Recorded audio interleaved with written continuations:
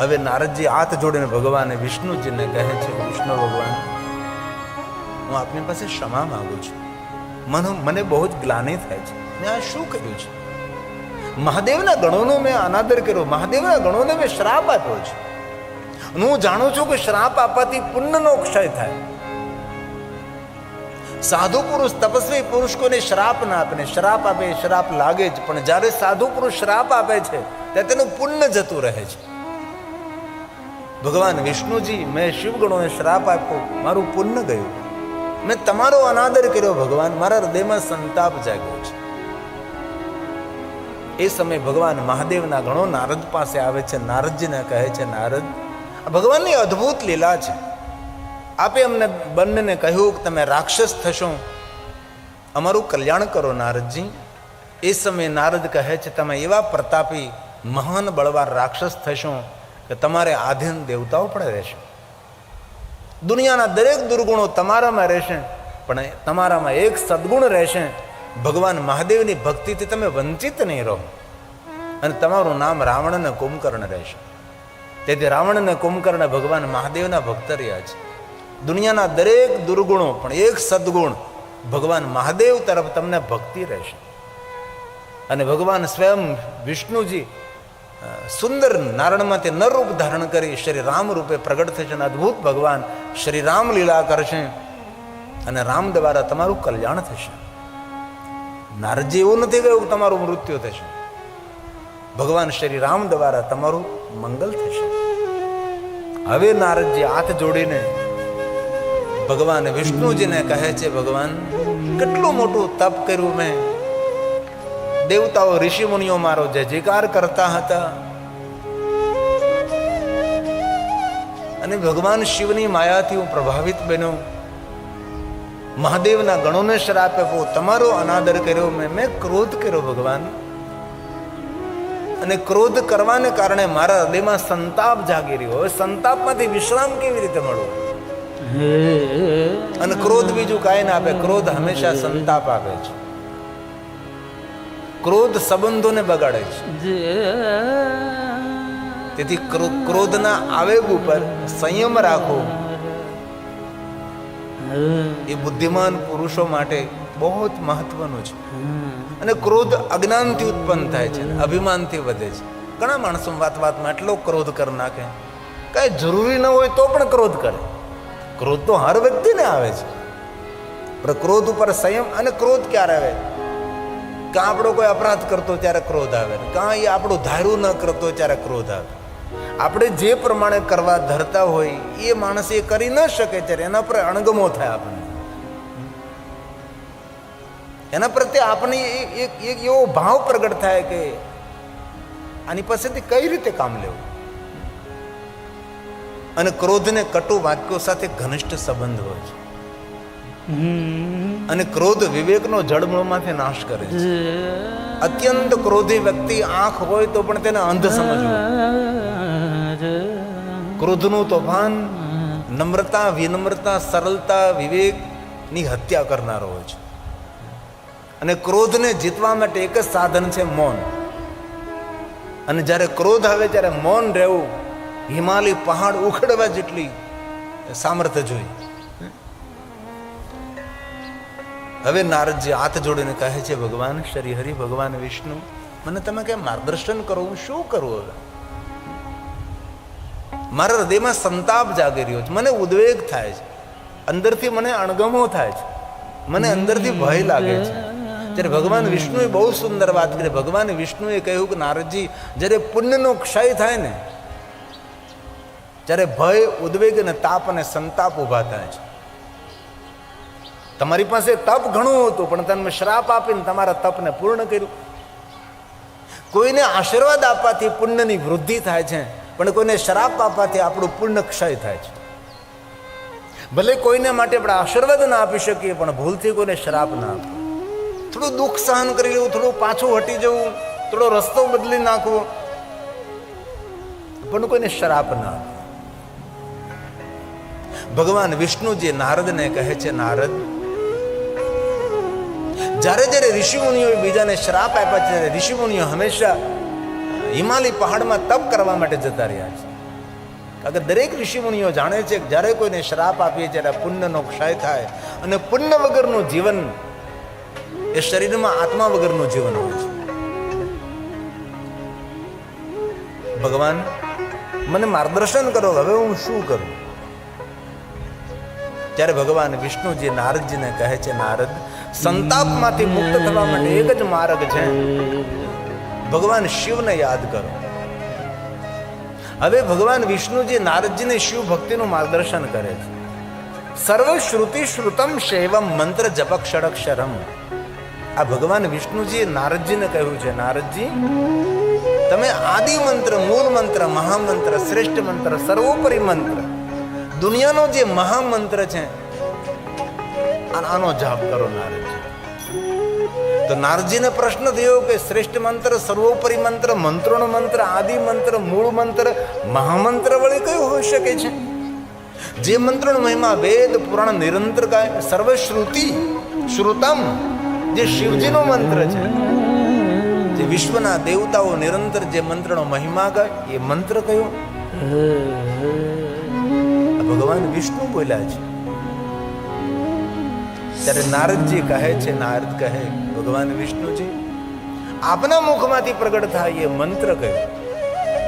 ત્યારે સ્વયં ભગવાન વિષ્ણુજી કહે છે, નારદ, સરળ મંત્ર છે, શ્રેષ્ઠ મંત્ર છે, સર્વોપરી મંત્ર છે.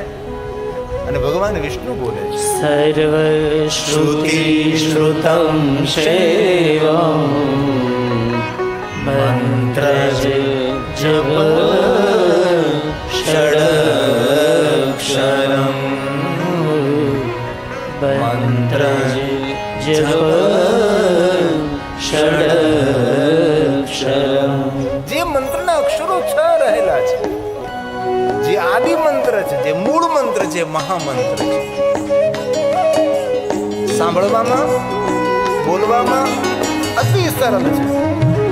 જે મૂળ મંત્ર છે, જે મંત્રનો મંત્ર છે, જે મહામંત્ર છે, આ મંત્ર ભગવાન વિષ્ણુજીએ નારદજીને આપ્યો છે.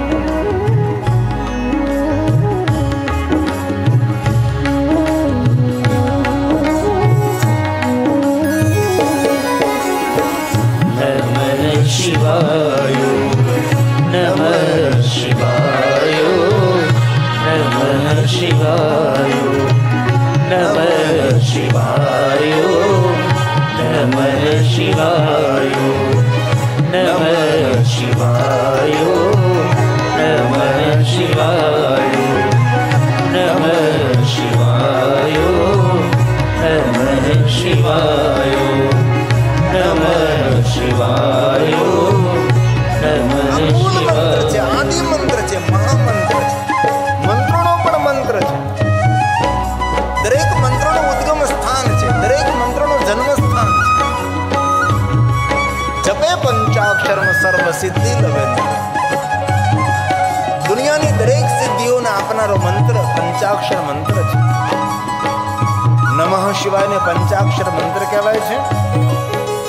ઓમ સાથે જોડવામાં આવે તેને ષડક્ષર મંત્ર કહેવાય છે. અને ઓમ વગર તો દુનિયાના દરેક મંત્રો અધૂરા છે. પછી દેવનો મંત્ર હોય, દેવીનો મંત્ર હોય, કે મહાદેવનો મંત્ર હોય, કે મહાદેવીનો મંત્ર હોય, જ્યાં સુધી મંત્રની સાથે ઓમને જોડવામાં ના આવે ત્યાં સુધી મંત્ર તો અધૂરો છે. તેથી ભગવાન વિષ્ણુએ કહ્યું, સર્વ શ્રુતિ શ્રુતમ શૈવમ મંત્ર જપક ષડક્ષરમ. પંચાક્ષર નહીં, પંચાક્ષર સાથે ઓમને જોડીને આપ મંત્ર જાપ કરો. ઘણીવાર પ્રશ્ન એવો થાય કે વિષ્ણુ ભગવાને અન્ય મંત્રો કેમ ના આપ્યા? સપ્તકોટી મહામંત્રે આ દુનિયામાં 7 કરોડ મહામંત્ર છે. તો 7 કરોડ માંથી અન્ય મંત્ર ભગવાન વિષ્ણુજીએ નારદને શા માટે નહીં આપ્યો? મોટો પ્રશ્ન છે. પણ હંમેશા સાધુ પુરુષ, મહાપુરુષ, વિષ્ણુ ભગવાન તો શ્રેષ્ઠ દેવતા છે. દેવોત્તમ, સર્વોત્તમ, નરોત્તમ, પુરુષોત્તમ. ભગવાન વિષ્ણુજી નારદજીને સરળ માર્ગ દેખાડે અને સાચો સાધુ એનો કે પોતાના સાધકને સીધો માર્ગ દેખાડે અને સરળ માર્ગ દેખાડે. અહીં ભગવાન વિષ્ણુજી નારદજીને કઠિન માર્ગદર્શન આપી શકતા હતા, પણ ભગવાન વિષ્ણુજી નારદજીને કઠિન માર્ગ ન આપ્યો, સરળ માર્ગ બતાવ્યો.